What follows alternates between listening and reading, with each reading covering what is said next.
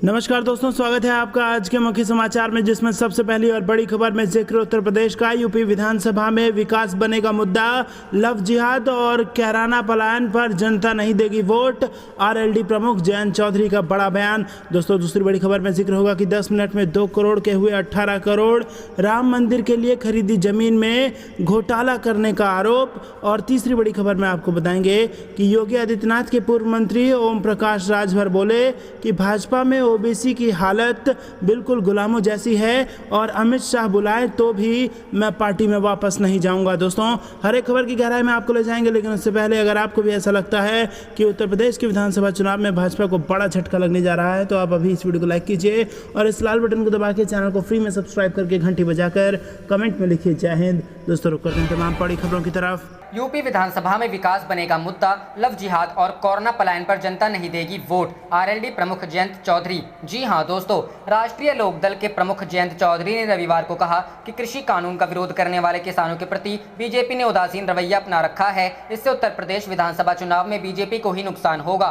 उन्होंने आगे कहा कि विधानसभा चुनाव में लव जिहाद और गो आतंक जैसे मुद्दे नहीं चलेंगे, सिर्फ विकास का ही मुद्दा रहेगा। उन्होंने कहा, लव जिहाद, गो आतंक, कोरोना पलायन और अन्य बेकार मुद्दों को जनता खारिज करेगी। स्वास्थ्य, सुरक्षा, शिक्षा और विकास के मुद्दे ही चुनाव में जीतेंगे। यूपी में विपक्ष आरोप लगा रहा है कि राज्य में गोरक्षकों की हिंसा लगातार बढ़ रही है। वहीं बीजेपी ने इस आरोप से इनकार किया है। इस साल की शुरुआत तक सभी का ध्यान पश्चिम बंगाल के विधानसभा चुनाव पर था, लेकिन अब जब वह पूरा हो गया है तो सभी का ध्यान आने वाले उत्तर प्रदेश विधानसभा चुनाव की ओर है। नवनियुक्त आरएलडी प्रमुख जयंत चौधरी ने कहा कि उनकी पार्टी विधानसभा चुनाव में राज्य को बर्बाद करने वाले सांप्रदायिक रूप से ध्रुवीकरण अभियान को अनुमति नहीं देगी। अपने पिता चौधरी अजीत सिंह के निधन के बाद जयंत चौधरी ने आरएलडी प्रमुख का पद संभाला था। पीटीआई को दिए एक इंटरव्यू में उन्होंने कहा कि आरएलडी और समाजवादी पार्टी के बीच अच्छे तालमेल और मजबूत कामकाजी संबंध हैं। उन्होंने कहा कि चुनावों के लिए दोनों दलों के बीच एक औपचारिक गठबंधन पर काम करने की जरूरत है। यह पूछे जाने पर कि क्या उत्तर प्रदेश में बीजेपी को टक्कर देने के लिए महागठबंधन बनाने की जरूरत है और क्या ऐसे किसी गठबंधन में बसपा और कांग्रेस शामिल होगी, इस पर चौधरी ने कहा उनके लिए मुद्दे पहले आते हैं और सभी गठबंधन भागीदारों के बीच तालमेल होना जरूरी है। उन्होंने कहा कि किसे शामिल किया जा सकता है और किसे नहीं, यह इस बात पर निर्भर करता है कि कौन ईमानदारी के साथ एक लक्ष्य के लिए काम करेगा। यह पूछे जाने पर कि कांग्रेस पंचायत चुनाव में कोई अच्छा प्रदर्शन नहीं कर सकी है, क्या वह विधानसभा चुनाव में बेहतर प्रदर्शन कर सकती है, इस पर उन्होंने किसी तरह की टिप्पणी से इनकार कर दिया। रुख करते हैं अगली खबर की तरफ। 10 मिनट में 2 करोड़ के हुए 18 करोड़, राम मंदिर के लिए खरीदी जमीन में घोटाले का आरोप। जी हां दोस्तों, अयोध्या में श्री राम जन्मभूमि तीर्थ क्षेत्र ट्रस्ट द्वारा खरीदी गई जमीन पर सवाल उठाए गए हैं। जमीन की खरीद में घोटाले का आरोप लगाया गया है। अयोध्या के पूर्व विधायक और सपा सरकार में राज्य मंत्री रहे तेज नारायण पांडे उर्फ पवन पांडे ने प्रेस कॉन्फ्रेंस कर सवाल उठाए हैं। उन्होंने आरोप लगाया है कि 2 करोड़ में जमीन का बेनामा हुआ और उसी दिन फिर 18.5 करोड़ में एग्रीमेंट हुआ। एग्रीमेंट और बेनामा दोनों में ही ट्रस्टी अनिल मिश्रा और मेयर ऋषिकेश उपाध्याय गवाह हैं। 18 मार्च 2021 को ही करीब 10 मिनट पहले बेनामा भी हुआ और फिर एग्रीमेंट भी। जिस जमीन को 2 करोड़ में खरीदा गया, उसी जमीन का 10 मिनट बाद 18.5 करोड़ में एग्रीमेंट क्यों हुआ? पूर्व मंत्री पवन पांडे ने उठाए सवाल। पवन पांडे ने सवाल उठाए हैं कि मिनटों में ही 2 करोड़ की कीमत की जमीन 18.5 करोड़ कैसे हो गई? राम मंदिर के नाम पर जमीन खरीदने के बहाने राम भक्तों को ठगा जा रहा है। उन्होंने यह भी दावा किया है कि जमीन खरीदने का सारा खेल मेयर और ट्रस्टी को मालूम था। इस पूरे मामले की सीबीआई जांच होनी चाहिए। पवन पांडे का दावा है कि 17 करोड़ आरटीजीएस किया गया, किन किन खाते में पेमेंट हुआ, इसकी भी जांच होनी चाहिए। प्रभु श्री राम के नाम पर जमीन खरीद में भ्रष्टाचार हो रहा है। 12,080 वर्ग मीटर यानी 1.208 हेक्टेयर जमीन का बेनामा और एग्रीमेंट हुआ। बाबा हरिदास ने सुल्तान अंसारी और रवि मोहन तिवारी को बेचा और उसी को ट्रस्ट ने खरीदा। 10 मिनट में जमीन की कीमत 16 करोड़ बढ़ गई। आम आदमी पार्टी ने भी इस मामले में आरोप लगाए हैं। पार्टी का कहना है कि 2 करोड़ की खरीदी गई जमीन को कुछ ही मिनटों बाद राम जन्मभूमि ट्रस्ट को 18.5 करोड़ में बिक्री के लिए एग्रीमेंट किया गया। ट्रस्ट ने रजिस्टर्ड एग्रीमेंट करके 16.5 करोड़ के भुगतान का दावा कर चुका है। आप नेता संजय सिंह ने कहा कि 2 करोड़ की जमीन खरीद व 18 करोड़ के एग्रीमेंट दोनों में राम जन्मभूमि ट्रस्ट के सदस्य अनिल मिश्रा गवाह हैं। उनका कहना है कि इस तरह हेराफेरी करके दान के पैसों में 16 करोड़ की चपत लगाई गई है। उन्होंने कहा कि ये मनी लॉन्ड्रिंग का मामला है, तत्काल इस मामले की सीबीआई और ईडी से जाँच कराई जाए। रुख करते हैं अगली खबर की तरफ। सीएम योगी के पूर्व मंत्री ओम प्रकाश राजभर बोले, बीजेपी में ओबीसी की हालत गुलामों जैसी। अमित शाह चाह बुलाएं तो भी नहीं जाऊंगा। जी हां दोस्तों, भारतीय जनता पार्टी के पूर्व सहयोगी सुहेल देव भारतीय समाज पार्टी के अध्यक्ष और पूर्व मंत्री ओम प्रकाश राजभर ने भविष्य में भाजपा के साथ किसी प्रकार के गठबंधन से इनकार करते हुए आरोप लगाया कि वहां पिछड़े वर्ग के नेताओं की हालात गुलामों जैसी है। उन्होंने कहा कि वह भाजपा के किसी नेता के संपर्क में नहीं है। योगी आदित्यनाथ के नेतृत्व वाली उत्तर प्रदेश सरकार में पिछड़ा वर्ग कल्याण मंत्री रह चुके सुबह सपा अध्यक्ष ओम प्रकाश राजभर ने भविष्य में भाजपा से गठबंधन करने से साफ इनकार कर दिया। उन्होंने दावा किया कि केंद्रीय गृह मंत्री अमित शाह भी यदि उन्हें न्योता देते हैं तो भी वह उनसे नहीं मुलाकात करेंगे। गौरतलब है कि उत्तर प्रदेश 2017 विधानसभा चुनाव से पहले राजभर की पार्टी ने भाजपा से गठबंधन किया था और यह करार अमित शाह की मौजूदगी में हुआ था। 2017 के चुनाव में भाजपा ने राजभर की पार्टी को 8 सीटें दी थी, जिनमें 4 सीटों पर राजभर समेत उनकी पार्टी के उम्मीदवार जीते थे। राजभर को योगी सरकार में मंत्री बनाया गया, लेकिन कुछ माह बाद ही भाजपा से उनकी दूरी बढ़ती गई और अंततः उन्होंने गठबंधन तोड़ दिया। इस बीच भाजपा और सुबह सपा के बीच गठबंधन की अटकलें हैं, जिन्हें सिरे से खारिज करते हुए राजभर ने दो टूक कहा, हम भाजपा के किसी नेता के संपर्क में नहीं हैं और अब तक भाजपा के किसी नेता ने मुझसे संपर्क भी नहीं किया है। उन्होंने कहा कि भाजपा ने केशव प्रसाद मौर्य को सामने रखकर उत्तर प्रदेश विधानसभा का पिछला चुनाव लड़ा, लेकिन उन्हें मुख्यमंत्री नहीं बनाया। रुख करते हैं अगली खबर की तरफ। बीजेपी के साथ गठबंधन वाली सरकार में शिवसेना के साथ गुलामों जैसा बर्ताव किया गया, संजय राउत। जी हां दोस्तों, अक्सर अपने बयानों को लेकर चर्चा में रहने वाले शिवसेना सांसद संजय राउत ने बीजेपी पर हमला बोला है। उन्होंने शनिवार को जलगांव में एक कार्यक्रम के दौरान कहा कि महाराष्ट्र में जब बीजेपी और शिवसेना के गठबंधन वाली सरकार थी तब बीजेपी ने शिवसेना से गुलामों की तरह बर्ताव किया था। उन्होंने कहा कि सरकार में शिवसेना को तरजीह न देकर बीजेपी शिवसेना को खत्म करना चाहती थी। उन्होंने कहा कि पिछली सरकार में शिवसेना को तवज्जो नहीं दी जाती थी और गुलामों की तरह बर्ताव किया जाता था। शिवसेना को खत्म करने की कोशिश भी की गई, हमारे समर्थन से मिली ताकत का इस्तेमाल हमें खत्म करने के लिए किया गया। अगर शिव सैनिकों को कुछ हासिल भी नहीं होता है, फिर भी अब हम गर्व से कह सकते हैं कि राज्य का नेतृत्व शिवसेना के हाथों में है। रविवार को नासिक में राउत ने कहा कि शिवसेना के नेता उद्धव ठाकरे पूरे 5 साल के लिए मुख्यमंत्री बने रहेंगे। राउत का यह बयान ऐसे में आया जब महाराष्ट्र के मुख्यमंत्री उद्धव ठाकरे ने हाल ही में पीएम मोदी से अकेले में मुलाकात की, जिसके बाद राजनीतिक अटकलें शुरू हो गई थीं। कांग्रेस के प्रदेश अध्यक्ष नाना पटोले महाराष्ट्र के मुख्यमंत्री बनने की मंशा जाहिर कर चुके हैं। राउत ने कहा कि सीएम की पद की चाह गलत नहीं है, लेकिन शिवसेना का ही मुख्यमंत्री 5 साल रहने वाला है। जलगांव की राजनीति पर उन्होंने कहा कि शिवसेना इस जिले में मजबूत है, यहां होने वाले चुनाव के लिए शिवसैनिक मानसिक तौर पर तैयार हैं। हम यहां निगम परिषद, जिला परिषद, विधान परिषद और लोकसभा अपने दम पर जीतेंगे। जलगांव से शिवसैनिक विधायक मेयर बने हैं, अब शिवसैनिकों की उम्मीद है कि सांसद भी शिवसैनिक का ही हो। उन्होंने कहा कि वह इस उम्मीद के बारे में उद्धव ठाकरे को बताएंगे। गौरतलब है कि साल 2019 में विधानसभा चुनाव के नतीजे के बाद शिवसेना ने महाराष्ट्र में अपनी पार्टी से सीएम होने की मांग रखी थी, जबकि बीजेपी इस फॉर्मूले पर राजी नहीं थी, जिसके बाद शिवसेना ने बीजेपी से राज्य और राष्ट्रीय दोनों स्तर पर नाता तोड़ लिया। रुख करते हैं अगली खबर की तरफ। मुकुल रॉय के बाद बीजेपी के राजीव बनर्जी ने दिए दल बदल के संकेत, 48 घंटे में टीएमसी के 2 बड़े नेताओं से की मुलाकात। जी हां दोस्तों, पश्चिम बंगाल में मुकुल रॉय के फिर से टीएमसी में जाने के बाद कई और बीजेपी नेताओं के पार्टी छोड़ने की अटकलें लगाई जा रही है। पाला बदलने की कड़ी में बीजेपी नेता राजीव बनर्जी का नाम भी चल रहा है। शनिवार को टीएमसी नेता कुणाल घोष से मुलाकात के बाद बीजेपी नेता राजीव बनर्जी आज रविवार ममता बनर्जी की पार्टी के नेता पार्थो चट्टोपाध्याय के घर पहुंचे। बताया गया कि पार्थ चट्टोपाध्याय की मां का निधन हुआ था, इसलिए कई नेता उनके घर पहुंचे थे। इसी क्रम में बीजेपी नेता राजीव बनर्जी भी चट्टोपाध्याय के घर पहुंचे। यहां अभिषेक बनर्जी समेत टीएमसी के सभी बड़े भी पहुंचे थे। हालांकि पार्थ चट्टोपाध्याय के घर पर थोड़ी देर रुकने के बाद राजीव बनर्जी वहां से निकल गए। गौरतलब है कि शनिवार को ही राजीव बनर्जी ने टीएमसी नेता कुणाल घोष से मुलाकात की थी और उन्होंने इसे शिष्टाचार मुलाकात बताया था, लेकिन सूत्रों की माने तो राजीव बनर्जी पिछले कई दिनों से टीएमसी में दोबारा वापस आने की कोशिश में जुटे हैं। बनर्जी ने चुनाव से पहले बीजेपी में शामिल होने के लिए टीएमसी छोड़ दी थी। यही नहीं, बनर्जी ने हाल ही में एक फेसबुक पोस्ट में बीजेपी के शुभेंदु अधिकारी की आलोचना भी की थी। ऐसे में माना जा रहा है कि जल्द ही बीजेपी के खेमे से निकलकर टीएमसी में कई नाम शामिल हो सकते हैं। बता दें कि हाल ही में उत्तर 24 परगना में हुई बीजेपी के प्रदेश अध्यक्ष दिलीप घोष की बैठक में पार्टी के 3 विधायकों के शामिल नहीं होने के एक दिन बाद जिले के एक और बीजेपी विधायक सुनील सिंह ने सत्तारूढ़ तृणमूल कांग्रेस में उनके संभावित दल बदल की अटकलों को हवा दी है। मुकुल रॉय के करीबी माने जाने वाले नोआपारा से बीजेपी विधायक सुनील सिंह ने कहा है कि मुकुल रॉय बड़े कद के नेता हैं, उन्होंने टीएमसी में शामिल होने के लिए बीजेपी का साथ छोड़ दिया है, इससे निश्चित रूप से हमारी पार्टी को नुकसान। रुख करते हैं अगली खबर की तरफ। योगी सरकार से कोरोना काल में चूक, किसान आंदोलन, भाजपा की चुनाव में बढ़ाटेगी टेंशन। जी हां दोस्तों, अगले साल उत्तर प्रदेश में होने वाले विधानसभा चुनाव को लेकर भाजपा तैयारी में जुट गई है। पार्टी का खास ध्यान पश्चिमी उत्तर प्रदेश में है, जहां पार्टी पदाधिकारियों की बैठक शनिवार को हुई। इसका उद्देश्य प्रदेश में अगले साल होने वाले विधानसभा चुनाव में पार्टी की संभावनाओं को बेहतर करना था। यह बैठक वृंदावन के केशव धाम में हुई, जिसकी अध्यक्षता पार्टी के प्रदेश महासचिव सुनील बंसल को सौंपी गई थी। बैठक के दौरान बंसल ने पार्टी कार्यकर्ताओं को बूथ स्तर तक अनुकूल माहौल बनाने के लिए तैयार करने पर जोर दिया।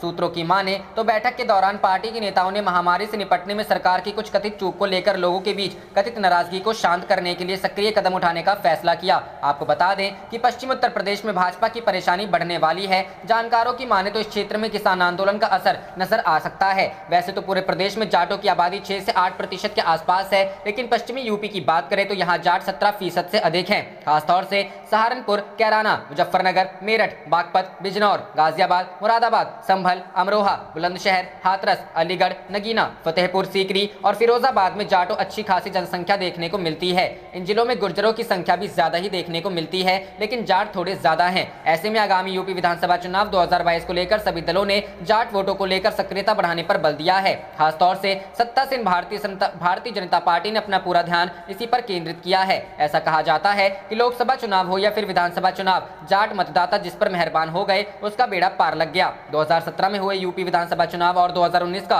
लोकसभा चुनाव पर नजर डालें तो यह बात सच होती नजर आती है। इससे भी पहले वर्ष 2014 के लोकसभा चुनाव में जाटों ने अपना जनादेश कुछ इस तरह दिया कि पश्चिमी उत्तर प्रदेश की सभी लोकसभा सीटें भाजपा के खाते में गई। यह सिलसिला 2019 के लोकसभा चुनाव में भी जारी रहा। इस क्षेत्र में भाजपा की एक तरफा जीत होती दिखी और सपा, बसपा और रालोद का मजबूत गठबंधन भी पिट गया। रुख करते हैं अगली खबर की तरफ। झूठ और खोखले नारों के लिए मोदी सरकार के पास है एक सीक्रेट मंत्रालय, राहुल गांधी। जी हां दोस्तों, पिछले कुछ दिनों से दिल्ली में सियासी हलचल तेज है। उम्मीद जताई जा रही है कि पीएम मोदी जल्द ही अपने मंत्रिमंडल का विस्तार करेंगे। इसके लिए 11 जून को उन्होंने बीजेपी अध्यक्ष जेपी नड्डा और गृह मंत्री अमित शाह से मुलाकात की। बाद में शनिवार को प्रधानमंत्री ने कई मंत्रालयों के कार्यों की समीक्षा की। अब इसी को लेकर कांग्रेस के पूर्व अध्यक्ष और सांसद राहुल गांधी ने मोदी सरकार पर निशाना साधा है। राहुल गांधी ने ट्वीट कर पूछा कि भारत सरकार का सबसे कुशल मंत्रालय कौन सा है। इसके बाद उन्होंने जवाब देते हुए लिखा कि वो एक गुप्त मंत्रालय है जो झूठ और खोखले नारे तैयार करता है। इससे पहले एक दूसरे ट्वीट में उन्होंने मोदी सरकार की नीतियों पर निशाना साधा।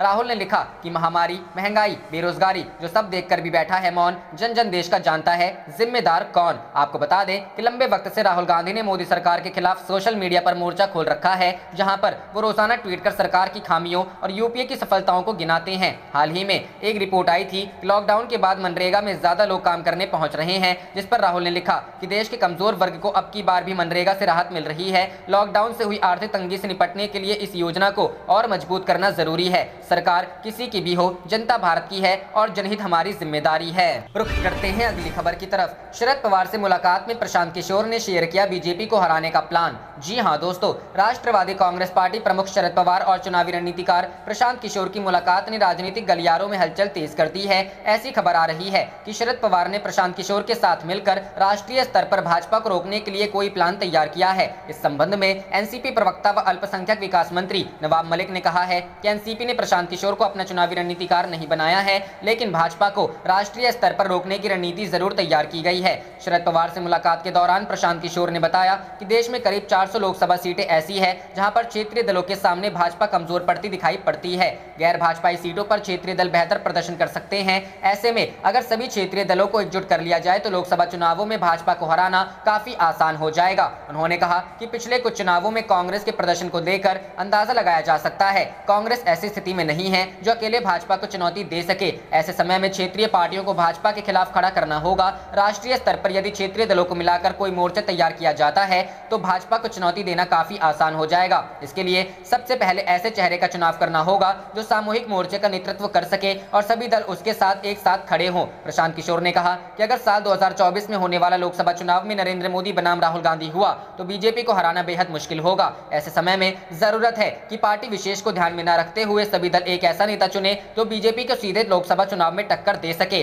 उन्होंने बताया कि कम पढ़े लिखे छात्रों की सीटों और SC/ST के लिए आरक्षित सीटों पर बीजेपी काफी ताकतवर है। इन सीटों पर हर बार बीजेपी अपनी पूरी ताकत लगाती है, जिसका परिणाम भी देखने को मिलता है। कांग्रेस इन सभी जगहों पर कमजोर पड़ जाती है। ऐसे में क्षेत्रीय दल सीधे बीजेपी को टक्कर दे सकते। रुख करते हैं अगली खबर की तरफ। बंगाल वाले दादा, यूपी वाले बाबा, सबसे मिले साहब, लेकिन पेट्रोल बढ़ती कीमतों को लेकर राज बब्बर ने पीएम मोदी पर कसा तंज। जी हां दोस्तों, देश भर में पेट्रोल, डीजल और सरसों तेल की बढ़ती कीमतों से आम जनता परेशान है और फिलहाल राहत की कोई खबर नहीं दिख रही। इस बीच बुधवार को प्रधानमंत्री नरेंद्र मोदी ने बंगाल के बीजेपी विधायक शुभेंदु अधिकारी से मुलाकात की। अगले साल यूपी चुनावों के मद्देनजर नरेंद्र मोदी ने शुक्रवार को सीएम योगी आदित्यनाथ से भी मुलाकात की, जिसकी खूब चर्चा हुई। इसी घटनाक्रम पर अभिनेता रहे कांग्रेस सांसद राज बब्बर से सवाल उठाए हैं। उन्होंने प्रधानमंत्री मोदी पर तंज किया है कि उनके पास पेट्रोल की बढ़ती कीमतों पर बात करने के लिए वक्त नहीं है। राज बब्बर ने अपने आधिकारिक ट्विटर अकाउंट से ट्वीट किया, बंगाल वाले दादा, यूपी वाले बाबा सबसे मिल रहे हैं, लेकिन पेट्रोलियम मंत्रालय वालों से नहीं मिल रहे हैं साहब। अब तो पेट्रोल की कीमत 100 पार कराने का रिकॉर्ड भी आपके नाम है। फ्री वैक्सीन भी शायद जुमला है। सारे खर्च की भरपाई पेट्रोल डीजल की कीमतें बढ़ाकर की जा रही है। राज बब्बर ने पेट्रोलियम की बढ़ती कीमत पर एक और ट्वीट किया है, जिसमें उन्होंने लिखा, देश के 100 से ज्यादा जिलों में पेट्रोल 100 रुपए के पार हो गया है, लेकिन मोदी सरकार की उपलब्धि अभी भी छोटी है, क्योंकि देश में कुल 718 जिले हैं। अभी भी बहुत काम बाकी है। राज बब्बर की इन टिप्पणियों पर ट्विटर यूजर्स की भी खूब प्रतिक्रियाएं देखने को मिल रही है। MSS सोनी नाम के एक यूजर ने राज बब्बर को जवाब दिया, पेट्रोलियम मंत्री जी, देश की हर जायदाद बेचकर आलीशान बंगला बन रहा, एक जहाज खरीदा, कितने ही भाजपा कार्यालय बनवा लिए, मनमाना टैक्स लगा रहे, नेताओं को खरीद रहे, उस पर कहते आमदनी कम है, बड़े बड़े व्यापारियों से उगाही कर रहे, जिससे महंगाई बढ़ रही, अब क्या जनता की हड्डियां चाहिए। मोहम्मद शाहिद हुसैन नाम के एक यूजर लिखते हैं, ये तो 18 घंटे काम करने का नतीजा है, कहीं 24 घंटे देश के लिए काम करने लगे तो सोचिए क्या होगा। अरुण प्रजापति लिखते हैं, लोगों को विकास चाहिए था, विकास हो रहा है, महंगाई कितनी भी ऊपर पहुंच जाए, लेकिन ये कहना ना भूलें कि हम हिंदू हैं, खाने के लिए हवा खा लेंगे। वहीं राजेश सिंह नाम के यूजर ने राज बब्बर से सवाल पूछा, आप उसे रोकने के लिए क्या कर रहे हैं, आप सिर्फ बोल रहे हैं, उसे रोकने के लिए कुछ करें, आप ऐसा कुछ करें कि उसमें आम जनता खुद रुख करते हैं अगली खबर की तरफ। राजस्थान बीजेपी में सब ठीक नहीं, 20 साल में पहली बार नए पोस्टर से वसुंधरा राजे गायब। जी हां दोस्तों, राजस्थान में 2 साल के बाद होने वाले विधानसभा चुनाव से पहले बीजेपी ने मुख्यालय में लगा बैनर पोस्टर बदल दिया है। पार्टी के नए पोस्टर में पूर्व मुख्यमंत्री और बीजेपी की दिग्गज नेता वसुंधरा राजे को जगह नहीं दी गई है। 20 सालों में यह पहली बार है जब राजस्थान बीजेपी के पोस्टर होर्डिंग से राजे की तस्वीर गायब हो गई है। वसुंधरा साल 2013 से 2018 तक राज्य की मुख्यमंत्री भी रह चुकी हैं। पिछले लंबे समय से बीजेपी आलाकमान और उनके बीच संबंधों में खटास आने के कयास लगते रहे हैं, जिसके बाद सवाल खड़े होने लगे हैं कि क्या राजस्थान बीजेपी में सब कुछ ठीक नहीं है। पोस्टर विवाद पर क्या कह रही है बीजेपी। राजस्थान में बीजेपी के नए पोस्टर के बाद विवाद की भी शुरुआत हो गई है। नए पोस्टर्स होर्डिंग्स पर बीजेपी का कहना है कि नए लोग आते रहते हैं और पुराने लोग जाते हैं, यह परंपरा रही है। लेकिन वसुंधरा राजे के समर्थकों का कहना है कि राजस्थान में राजे जरूरी और बीजेपी की मजबूरी भी है। दरअसल राजस्थान बीजेपी का मुख्यालय नए पोस्टर होर्डिंग के बाद बदला सा दिखाई दे रहा है। मुख्यालय के बाहर 2 बड़े होर्डिंग्स लगाए गए हैं, जिनमें वसुंधरा राजे की तस्वीर को हटा दिया गया है। नए होर्डिंग्स में प्रधानमंत्री नरेंद्र मोदी, बीजेपी के राष्ट्रीय अध्यक्ष जेपी नड्डा के अलावा गुलाब चंद कटारिया और सतीश पुनिया की तस्वीर है। वहीं दूसरी होर्डिंग में दीनदयाल उपाध्याय और श्यामा प्रसाद मुखर्जी की तस्वीरें हैं। पिछले 20 सालों में राजस्थान की राजनीति में पार्टी की धुरी रही वसुंधरा राजे पहली बार बीजेपी मुख्यालय के किसी भी होर्डिंग्स, बैनर, पोस्टर में नहीं दिखाई दे रही हैं। इस पूरे मसले पर बीजेपी के प्रदेश अध्यक्ष सतीश पुनिया ने कहा, होर्डिंग्स में किसकी तस्वीर लगेगी यह पार्टी की कमेटी तय करती है, यह किसी नेता का काम नहीं है। ऐसे बदलाव होते रहते हैं, बदलाव तो समय की नियति है। उधर वसुंधरा समर्थक पूर्व मुख्यमंत्री के बैनर पोस्टर से तस्वीर हटाए जाने पर आग बबूला है, वह इसे साजिश बता रहे हैं। वसुंधरा समर्थक पूर्व विधायक प्रहलाद गुंजल ने कहा कि वसुंधरा राजे के बिना बीजेपी राजस्थान में सत्ता में नहीं आ सकती। रुख करते हैं अगली खबर की तरफ। राहुल गांधी का पीएम मोदी पर हमला, कहा महामारी, महंगाई, बेरोजगारी जो सब देखकर भी बैठा है मौन। जी हां दोस्तों, जब से केंद्र में भाजपा की सरकार आई है तब से कांग्रेस नेता राहुल गांधी किसी न किसी मुद्दे को लेकर बीजेपी और पीएम मोदी पर लगातार निशाना साधते आए हैं, फिर चाहे वह बेरोजगारी का मुद्दा हो, महामारी का या फिर महंगाई का। आज एक बार फिर राहुल गांधी ने पीएम मोदी पर निशाना साधा। उन्होंने कोरोना वायरस, महामारी, महंगाई और बेरोजगारी जैसे मुद्दों पर फिर से पीएम मोदी को घेरने की कोशिश की। राहुल गांधी ने ट्वीट कर कहा, महामारी, महंगाई, बेरोजगारी जो सब देखकर भी बैठा है मौन, जन जन देश का जानता है। #जिम्मेदार कौन। आपको बता दें कि कोरोना से निपटने के लिए केंद्र सरकार की बदइंतजामी को लेकर राहुल गांधी कई बार भाजपा पर निशाना साध चुके हैं। वहीं विधानसभा चुनाव के बाद जिस तरह से तेल के दाम बढ़े हैं उसको लेकर भी राहुल ने मोदी सरकार को आड़े हाथों लिया है। रुख करते हैं अगली खबर की तरफ। संयुक्त किसान मोर्चा ने किया बड़ा ऐलान, 26 जून को राजभवन पर करेंगे प्रदर्शन। जी हां दोस्तों, संयुक्त किसान मोर्चा ने जजपा भाजपा नेताओं के लिए गांव बंदी का ऐलान कर दिया है। और उनको केवल अपने गाँव के अलावा किसी अन्य गाँव में घुसने नहीं देने की अपील ग्रामीणों से की गई है। वहीं किसान 26 जून को आंदोलन के 7 महीने पूरे होने पर राजभवन पर प्रदर्शन करके राष्ट्रपति के नाम ज्ञापन देंगे। इसके लिए किसी तरह की अनुमति भी किसान नहीं लेंगे। संयुक्त किसान मोर्चा की शुक्रवार को कुंडली बॉर्डर धरना स्थल पर बैठक हुई, जिसके बाद किसान नेता इंद्रजीत सिंह ने कहा कि 24 जून को संत कबीर की जयंती मनाई जाएगी और उसके लिए पिछड़ा वर्ग व अनुसूचित जाति के लोगों को धरना स्थलों पर बुलाया जाएगा। 26 जून को खेती बचाओ लोकतंत्र बचाओ दिवस मनाया जाएगा। इसके तहत प्रदेश के राजभवन पर प्रदर्शन किया जाएगा और राष्ट्रपति के नाम ज्ञापन दिया जाएगा। किसान नेता मंजीत राय, सुमन हुड्डा, विकास सीसर, जंगवीर चौहान, धर्मेंद्र मलिक, रवि आजाद ने कहा कि जिस तरह से महिलाओं की शिकायतें आ रही हैं, उसको देखते हुए शनिवार तक महिला समिति का गठन कर दिया जाएगा और उसका नंबर सार्वजनिक किया जाएगा। किसान नेताओं ने कहा कि जसपा व भाजपा नेताओं का विरोध जारी रखा जाएगा और उनके लिए गांवबंदी की जाएगी। इसके लिए गांव में अभियान चलाया जाएगा और लोगों से नेताओं को शादी व अन्य किसी भी निजी कार्यक्रम में नहीं बुलाने की अपील की। आप देख रहे थे आपका अपना चैनल जय हिंद जय भारत।